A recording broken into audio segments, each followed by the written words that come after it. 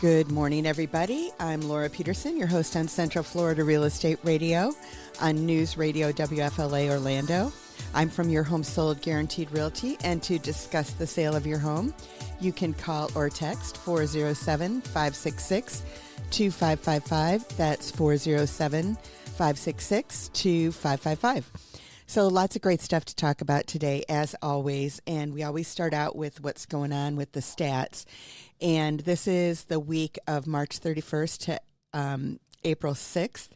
And basically, there were 407 homes that sold last week, down from 500 the week before. And that was the end of the month. And the 31st was actually on a Sunday, so there weren't any sales then. So everything happened the week before. The median price of the single-family home is $420,000.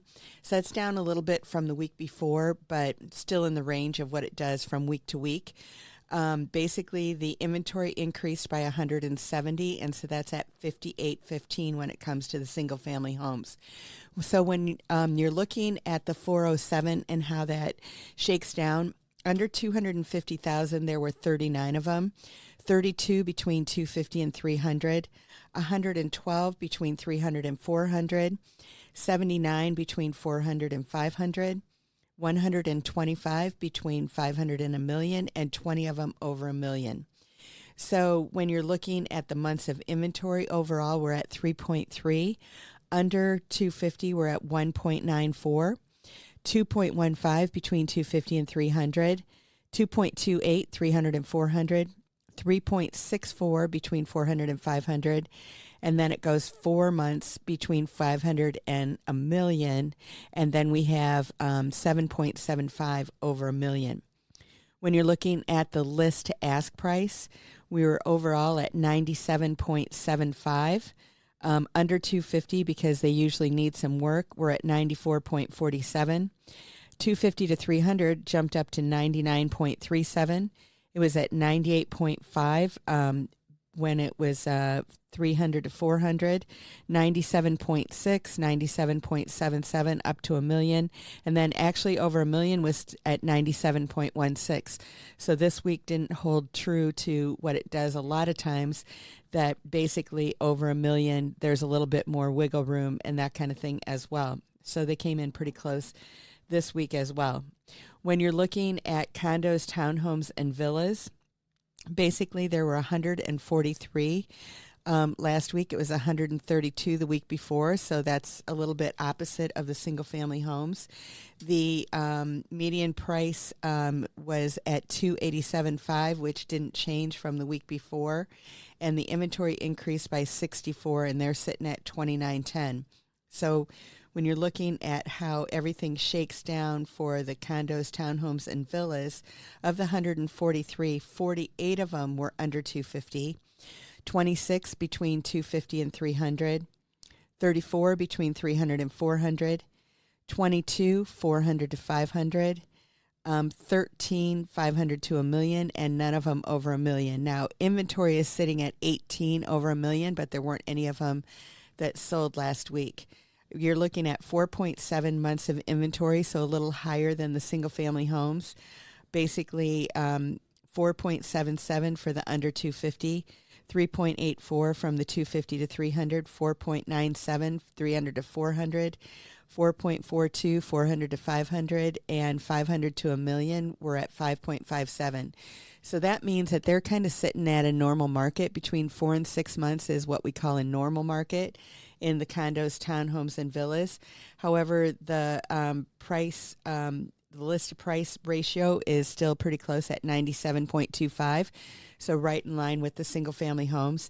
Under 250, they were a little bit less at 96.16. Then they went up to 98.5, 96.8, 98.12, and 97, across the board. So basically, there's a little bit of wiggle room, but not a lot when it comes to, all of those things and looking at, what's going on in there. If you're just joining us, you're listening to News Radio WFLA Orlando. I'm your host, Laura Peterson, your home sold guaranteed realty. This is Central Florida Real Estate Radio with you every Sunday at 8 a.m. And if you'd like to reach us, you can call or text 407-566-2555. That's 407-566-2555. So basically, there was an article that came out and the best places to live in Florida. And there are some of them that are in our area. Now, this is a microcosm, and I'm always talking about that real estate is extremely, extremely local. So you can look at a house that's in a subdivision across the street from yours that might be selling at a completely different price point than your subdivision is. Maybe it's higher, maybe it's lower, whatever. But basically, when it comes down to it, you do have to be very concerned and look at the microcosm and look at the smallness. So real estate is, very, very, very local. And so, when you hear stuff on the news that's saying that this or that or whatever is happening, in real estate, you really have to look at what's going on here. And that's part of the reason why we have a show, is because we wanted to make sure that we let you guys know what was going on in the particular neighborhoods. For example, in Central Florida, Lake Eola Heights is a neighborhood that they've got identified here, which only has 2,003 people in that area. The median household income of that area is $100,277, and the median home value is $377,388. 35% of the people own the property there. And basically, the reason that this is considered a good place to live is because of the schools, the price of the homes, and all of that kind of stuff. So that's the first one that's on our list. The second one that's on our list is College Park, and the population of College Park that they're including is 13,352. So more like a small town and everything. College Park. The median household income there is $118,453. The median home value in College Park is $532,915. 73% own in that neighborhood, and you've got top public schools and private schools in that area. So that's another area that they've singled out here. So as you know, all of the areas aren't going to be able to be identified, but I thought it was interesting, the few of them that are on this list. The next one they have on here is Delaney Park. The population of Delaney Park in the sample in the area that they're looking at are only 1,296 people. And the median household income there is $141,687. The median home value is $547,684, and 76% of the people own their own house there. Next, we have Orwin Manor, which that population in the city of Orlando is 1939, and the median household income here is $169,317. The median home value is $683,481, and 63% of the people own their houses there. Next, we have Lawsona and Fern Creek, which is a population of 1,730. The median household income is $93,536, and the median home value is $425,845. So again, these are all areas that have good school districts and everything that are included in what they're saying. We have Lancaster Park, which has a population of 1,254. The median household income is $152,300, and the median home value is $457,781, and 67% of the people own their properties there. And then we have Baldwin Park, which is 15,332. A median household income is $151,007, and the median home value is $689,848, and of that, 43% own. So, and then we've just got two more that are in our area. The North Quarter, population 1,637, median household income is $63,037, and the median home value is $231,886. So that's probably our lowest one. And then Audubon Park, which the population is 3658. Median household income is 108,265, and the median home value is 422,598. So basically, just interesting information out there for you. But in order to get in touch with us, you can call or text 407-566-2555. Find us online at centralfloridarealestateradio.com, and we'll see you after the break. Welcome back, everybody. I'm Laura Peterson, your host of Central Florida Real Estate Radio on News Radio WFLA Orlando.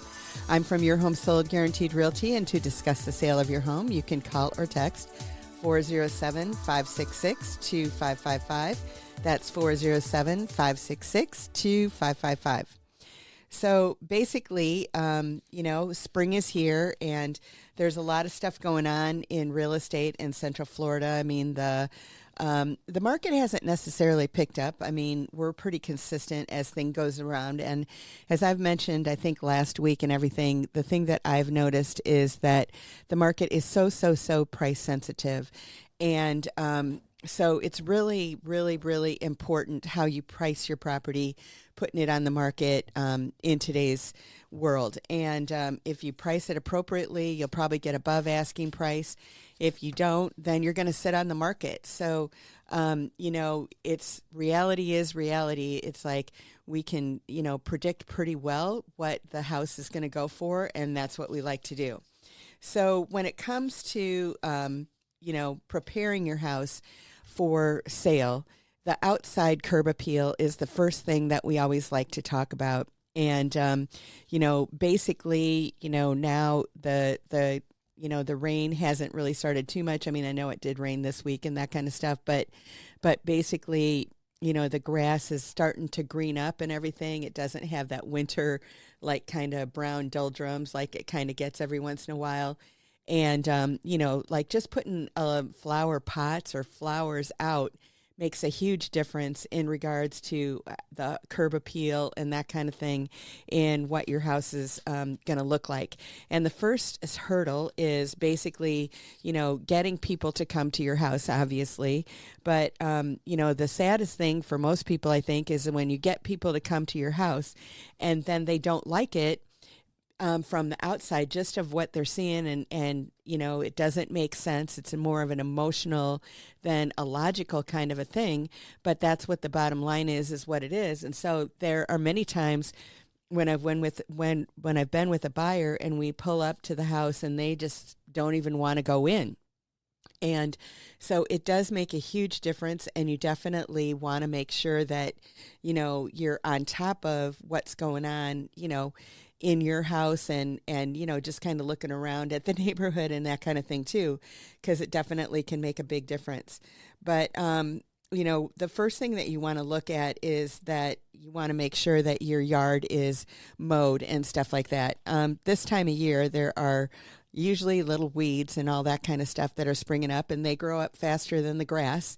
And so, you want to make sure that that's taken care of and everything. And, that you've gotten rid of the weeds or at least cut them down and everything so that your grass looks great. You want to remove old leaves and debris.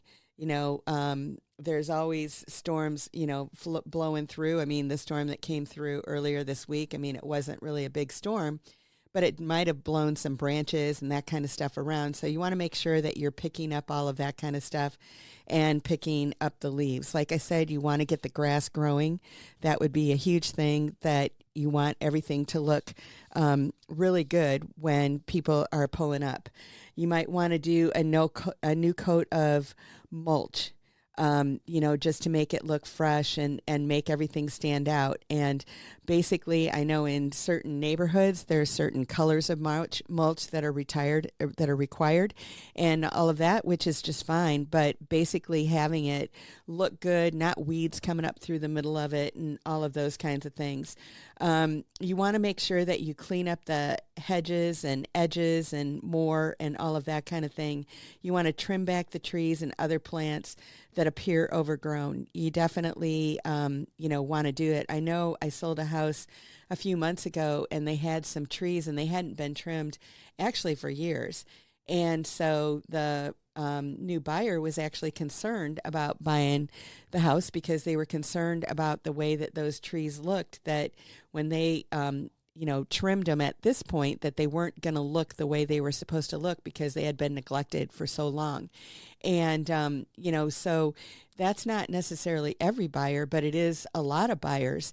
And so do you want to eliminate, the buyer that's going to pay the most money for your house because of those simple things? You have to look at it at your house, not from, I'm pulling into my house, but you have to look at it from a new eye of basically, if you were pulling up to this house and the first time, what would you see? What would you feel? What would you think?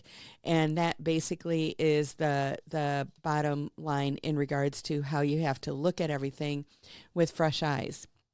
And then you want to consider the state of the structure itself. Do you need to power wash? Do you need to power wash the driveway, or do you need to power wash the sidewalk or anything like that?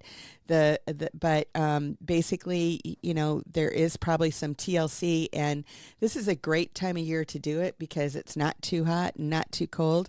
So basically, it kind of gives you that weekend project that you can go out there and do and make all of the things look that much better. And then the last thing that I'm going to talk about here is adding the pop of color. And so that might be basically that you've got, you put some annuals or something, by the front door. Maybe they're in a pot. Maybe they're actually, in the ground and everything.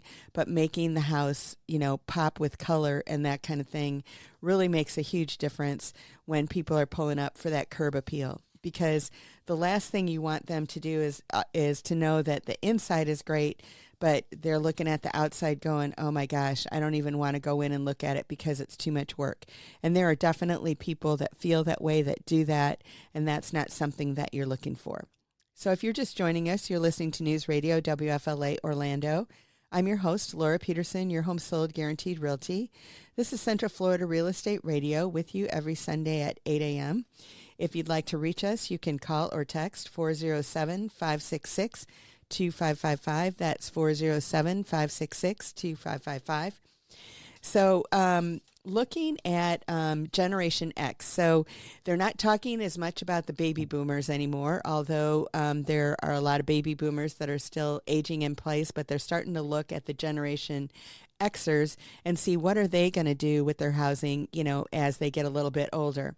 And these are the people that were born between 1965 and 1980. And so many of them are facing an empty nest. And so now they're looking towards retirement and where they want to live. And they're thinking about their 70s, 80s, and 90s. And they want to grow older in their own home rather than move to a senior living community. And this is a lot of what's going on today with with the baby boomers and everything too, is that they're looking at that type of living, that they want to stay where they're at. Most in the Generation X, they are still amassing wealth, and they have a median income of $126,900, which they have more income to spend on future homes where they can age in place. And in 2023, 72% of Generation Xers were homeowners, and the millennials are only 55% are homeowners. One of the main things that the Generation Xers are looking for is that they would prefer showers instead of bathtubs. And the whole reason for that is, tripping hazards and that kind of thing, that they don't want to climb over the bathtub to get in to take a shower and that kind of thing. I do find that most people do still want a bathtub in the house, whether they've got grandchildren coming over, toddlers. There's some people that just love taking baths and that kind of stuff, regardless of their age. But basically, when it comes down to it, I do think that most people do want to have a bathtub in the house. But again, most people do like that walk-in shower where they can just walk right into it, not have to, climb over the bathtub wall or whatever, as it can be. Some of them aren't that tall, but still, that's what they're kind of looking for. So basically, when it comes down to it, people are looking at more that they want to retire in place, stay where they're at, and all of that. So they're looking for that home. So most people are looking for the ranch when it comes to that one-story property, or at least the bottom floor has got a master bath and bedroom in it, so that they can, live on the main floor if that's what they have to do. So in order to get in touch with us, you can call or text 407-566-2555. You can find us online at centralfloridarealestateradio.com, and we'll see you after the break. Welcome back, everybody. I'm Laura Peterson, your host of Central Florida Real Estate Radio on News Radio WFLA Orlando. I'm from Your Home Sold Guaranteed Realty, and to discuss the sale of your home, you can call or text 407-566-2555. That's 407-566-2555. So this article came out this week that I thought was very interesting, and it said that the analysts believe that home insurance crisis may be nearing an end. So I thought that was great news. I honestly haven't seen it too much in the rates when I'm working with people that are buying houses and that kind of stuff at the moment, but they're saying that basically it could come to an end now. So insurance insiders are optimistic about home insurance markets in Florida, saying rates are continuing to stabilize. So I guess that's a great thing. They're not increasing anymore. But it says a major hurricane could change things, though. Last year we were pretty fortunate that there was just really one hurricane in one part of the state that caused some damage or major damage, and basically that they can handle about two or three. The insurance companies, they kind of build in that they're going to have two or three major storms, for the year. And so last year only having one probably helped out quite a bit.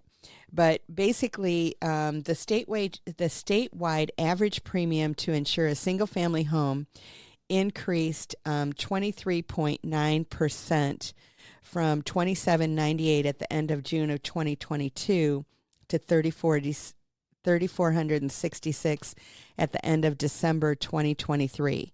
So that's up, about $700 or so dollars, which obviously is quite significant for everybody when you're looking at that. And but the quarter-to-quarter growth fell to 2.6% of the fourth quarter compared to the third quarter. So that's down from a high of 4.8 between the first and second quarters of last year.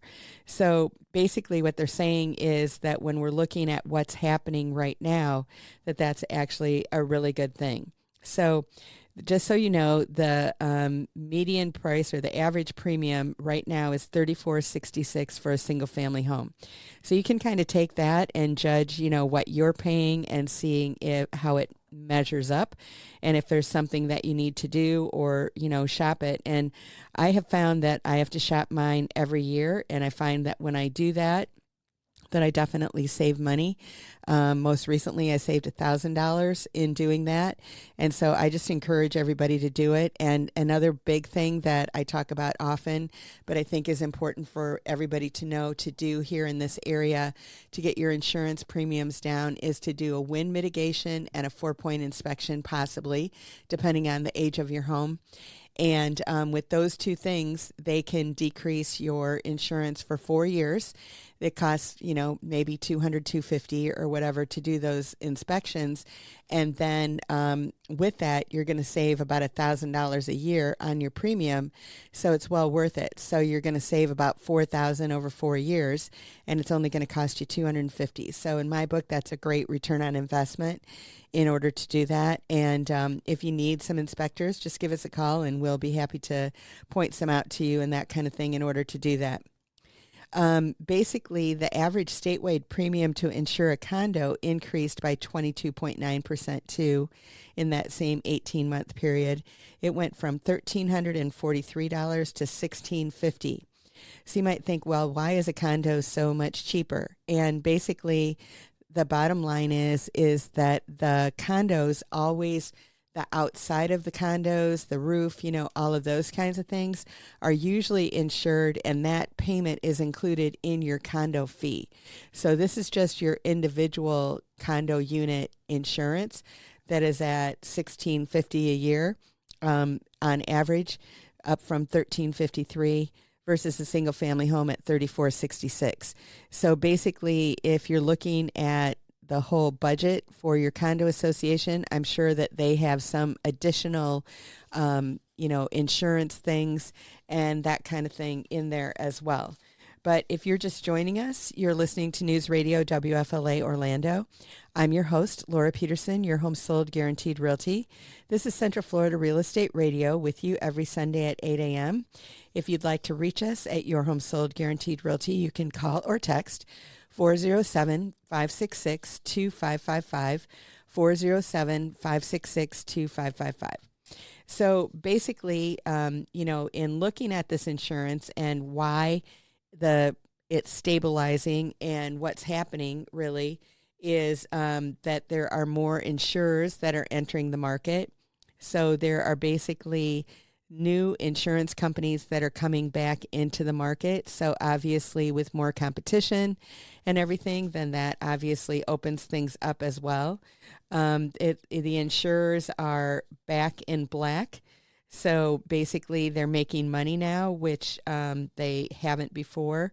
They, the top 50 companies posted an underwriting loss for the 8th straight year, and the combined loss was $190.8 million, which was lower than the losses of $1.8 billion in 2022 and $1.52 billion in 2021. So obviously that's a huge thing.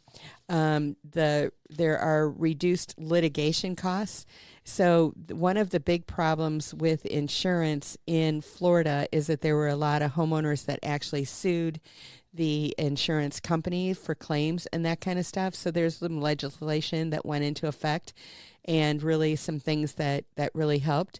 And basically the number of lawsuits fell by 13.2% between 2022 and 2023. So I think that's good too. So basically, there were 44,550 lawsuits in 2022, and in 2023, there were 36,678. So, and that's your 13.2% decrease. So there's still a lot of lawsuits going on out there and that kind of thing. But basically, when it comes down to it, that, insurance is a huge thing when it comes to buying a house. So the next thing that it's talking about are lower rate hikes and some reductions. And so that's obviously, something that's very exciting for everybody to look at and know and everything as well, because basically when it comes down to it, everybody's looking at their pocketbooks and trying to make the best decision for your family. And I know that a lot of times you go, gosh, I'd really just like to be loyal and do the right thing and all of that kind of stuff. But basically the bottom line is that we all need to look at, what's going on, what we can do and everything to make it better and everything. And, when it comes down to it, hurricanes are somewhat way of life, not just here in Florida, but all over the East Coast and along the Gulf Coast there. And so they're more and more prevalent. If we didn't have those, there would be something else. But basically, when it comes down to it, the insurance fraud has been the biggest challenge in regards to what has happened with causing all of these insurance rate hikes and everything to happen. And so a lot of that has slowed down. And so in my opinion, slowed down. Slown, I don't think is a great word, but basically, when it comes down to it, that's what we all, want to see, is that we don't mind paying for, something that is of value to us, but we don't want to overpay. And so that's what it comes down to in these particular circumstances. So there was a study that was done and looking at Florida as well and seeing, what counties sell the fastest and what's going on. And so it just kind of highlights the median price of some of the counties that are in the area and everything, and how many houses sold. So this was looking at a period of, I believe it was just looking at 1 month in what it was looking at. And in Osceola County, the median sale price of a home is $384,995. So we talked about the median price of a house is $420 for the overall area, but Osceola County was $384,995, and there were 735 homes that sold there. Marion County, the median sales price is $275,000, and there were 767 homes that sold there. Wow, I'm going to have to finish this in the next segment. In order to get in touch with us, you can call or text 407-566-2555 and find us online at centralfloridarealestateradio.com, and we'll see you after the break. Welcome back, everybody. I'm Laura Peterson, your host of Central Florida Real Estate Radio on News Radio WFLA Orlando. I'm from Your Home Sold Guaranteed Realty, and to discuss the sale of your home, you can call or text 407-566-2555. That's 407-566-2555. So I was starting last segment to go through how fast properties sell and the median price points of some of the counties that are in Central Florida here. So basically, I think I'll just go ahead and do them again real quick. So Osceola County, the median sales price is $384,995, and there were 735 that sold in a month. Marion County, the median sales price is $275, and there were 767 homes that sold there. Sumter County, median sales price is $370, and 164 homes sold there. Polk County, median price is $319,995, and 1,168 homes sold. Lake County, median sales price is $373,385, and 564 homes sold. Orange County, $425,375, and 1,261 homes sold. And Seminole County, $397, and total homes sold was 489. So my guess is that this is not just homes. This is also, condos and all of that kind of stuff, because that's more the median price of everything. But basically, it kind of gives you an idea in regards to what's going on in each particular county, right? And so when I'm working with somebody, like basically there's a lady that's in town right now, and she's from New York, and, she wants to spend between $200 and $400, and she wants to get an Airbnb, and she wants it to be successful and all that kind of good stuff. And so, we're working with her in different options in regards to what she could do. And we had the meeting before she got here to really go over, like what her goals are and what she wants to do and all of those kinds of things. And what we determined, basically, that there's two options for her, to do the Airbnb. One of them would obviously be in the Disney area, which is what she was thinking of. But, in a single family home there, she's going to have to spend somewhere in the neighborhood of $400 or so with a pool. The cheapest one that we found was like $358, I believe.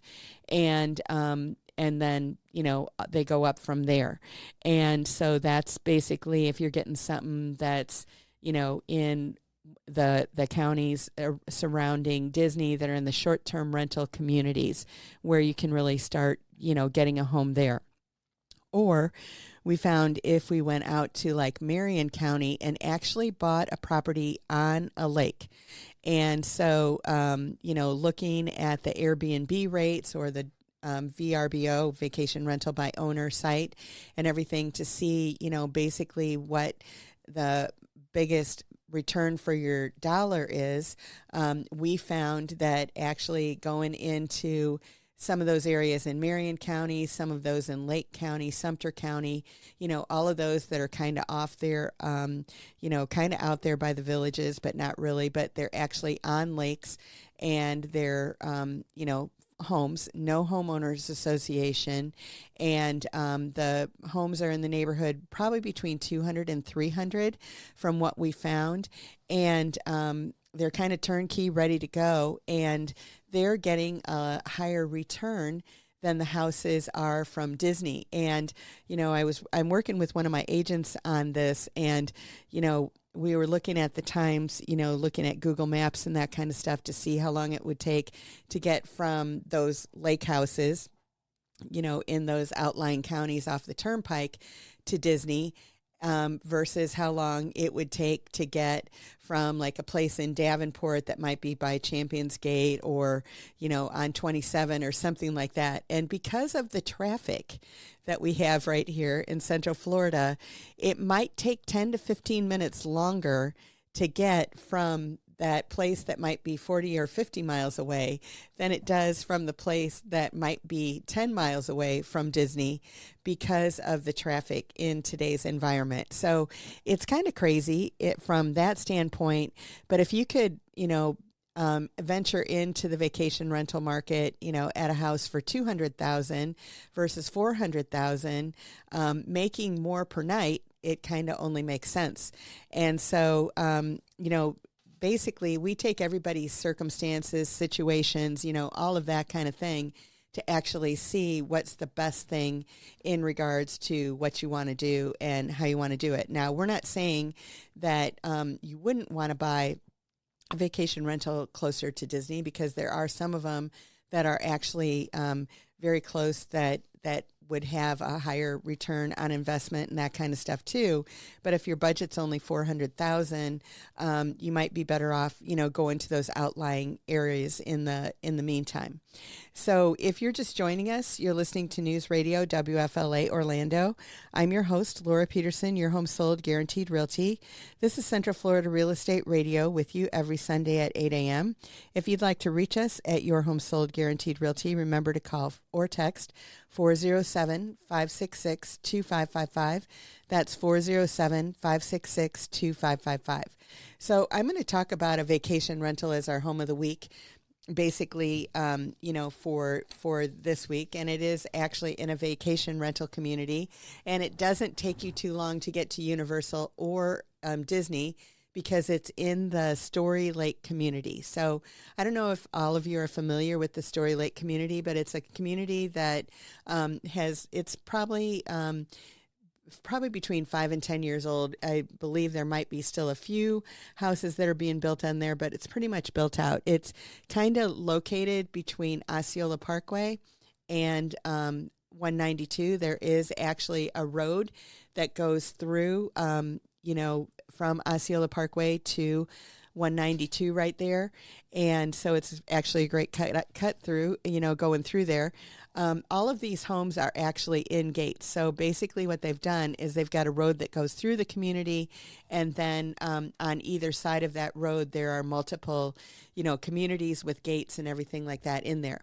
So in this Story Lake community, there are some homes that are definitely short-term rental and some of them that are not. So this one is a short-term rental.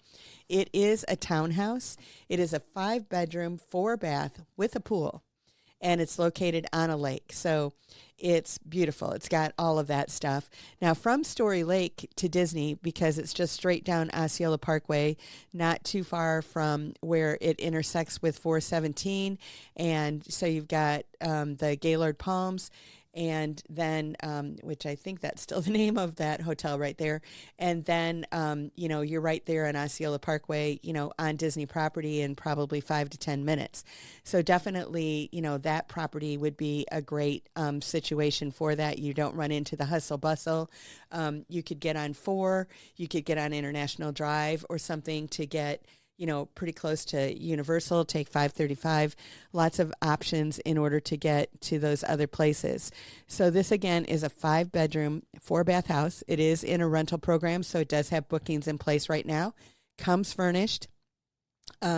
So it's a great family home and everything for you if you wanted to have something that's there for you short term and everything that you could use when it isn't rented, but then it's got plenty of opportunity and everything to do that outside of that. So the price point for this one is in the high 500s. And again, it's a 5-bedroom, 4-bath home. These things are beautiful. It was built in 2016, I believe. So just about 8 years old. And it's got tile throughout the first floor, obviously all the upgrades. And like I said, it does come furnished. So it's a great property. So, reach out to us and we can get you all the numbers in regards to how much the property is bringing in on a consistent basis and everything like that. So you've got all your bills being paid by the people that are using it when you're not there. And so it gives you that great second, home or investment income for a little bit of a price. So in order to get in touch with us, you can call or text 407-566-2555. Find us online at centralfloridarealestateradio.com. And we will see you next week. Have a great one, everybody. Bye-bye.